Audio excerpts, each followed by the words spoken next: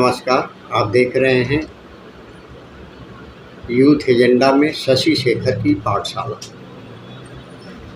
भारत के मार्च 2026 तक विश्व की तीसरी सबसे बड़ी अर्थव्यवस्था बनने का संकेत है।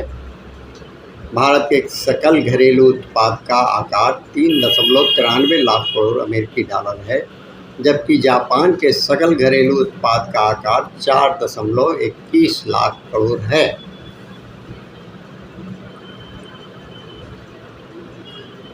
जर्मनी के सकल घरेलू उत्पाद का आकार 4.59 लाख करोड़ अमेरिकी डॉलर का है।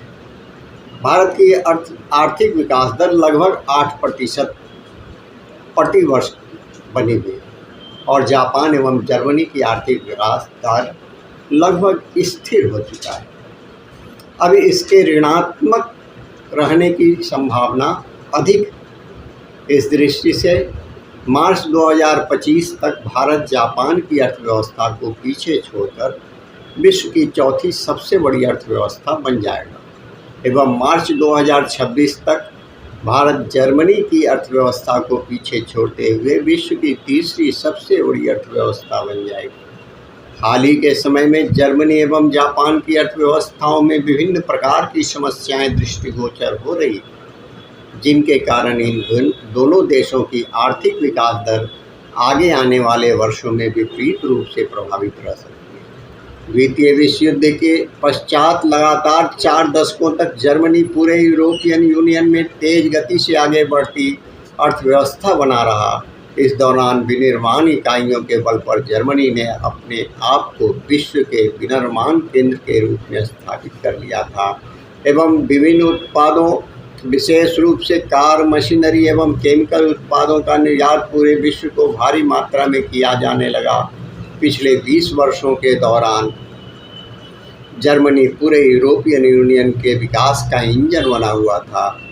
चूँकि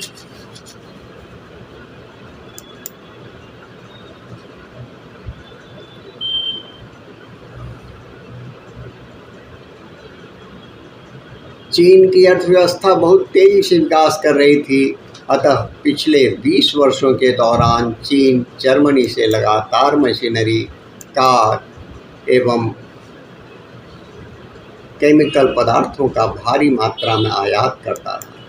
परंतु अब इस परिस्थिति बदल रही है, क्योंकि चीन की अर्थव्यवस्था भी अब हिचकोले खाने लगी और चीन ने विभिन्न उत्पादों का जर्मनी से आयात कम कर दिया है। अतः जर्मनी अर्थव्यवस्था पर भी विपरीत प्रभाव पड़ता हुआ दिखाई दे रहा है। आज बदली हुई परिस्थितियों में चीन जर्मनी में निर्मित विभिन्न उत्पादों का आयात करने के स्थान पर वह जर्मनी का प्रतिस्पर्धी बन गया है और इन्हीं उत्पादों का निर्यात करने लगा है। दूसरे, पिछले लगभग 2 वर्षों से रूस ने भी ऊर्जा की आपूर्ति यूरोप के देशों को रोक दी है। रूस द्वारा निर्यात की जाने वाली इस ऊर्जा का जर्मनी ही सबसे अधिक लाभ उठाता रहा है। तीसरे, जर्मनी में प्रौढ़ नागरिकों की संख्या लगातार बढ़ते जा रही है और एक बूढ़ा देश बनते जा रहा है। एक अनुमान के अनुसार जर्मनी में आगे आने वाले 1 वर्ष से कार्यकारी जनसंख्या में 1% की कमी आने की संभावना व्यक्त की जा रही है। इससे उपभोक्ता खर्च पर विपरीत प्रभाव पड़ेगा। चौथे, जर्मनी में नागरिक की उत्पादकता भी कम हो रही है। जर्मनी में प्रत्येक नागरिक वर्ष भर में केवल 1300 घंटे का कार्य करता है, जबकि OECD देशों में यह औसत 1700 घंटे का है। 5वें, यूरोपियन यूनियन में वर्ष 2035 में पेट्रोल एवं डीजल पर चलने वाले 4 पहिया वाहनों के उत्पादन पर रोक लगाई जा सकती है, जबकि इन कारों का निर्माण ही जर्मनी में अधिक मात्रा में होता है तथा जर्मनी की कार निर्माता कंपनियों ने बिजली पर चलने वाली वाहनों के निर्माण पर अभी बहुत अधिक ध्यान नहीं दिया है। साथ ही जर्मनी में नवाचार पर भी कम ध्यान दिया है एवं स्टार्टअप विकसित करने में बहुत पीछे रहा है। आज इन क्षेत्रों में अमेरिका एवं चीन बहुत आगे निकल गए हैं एवं जर्मनी आज अपने आप को असहाय सा महसूस कर रहा है। अतः जर्मनी अर्थव्यवस्था पर विपरीत प्रभाव पड़ रही है।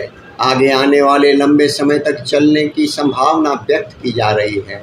वैश्वीकरण की प्रक्रिया का प्रभाव भी जर्मनी की अर्थव्यवस्था पर पड़ा है और अब पूरे विश्व में गैर वैश्वीकरण की प्रक्रिया प्रारंभ हो चुकी है।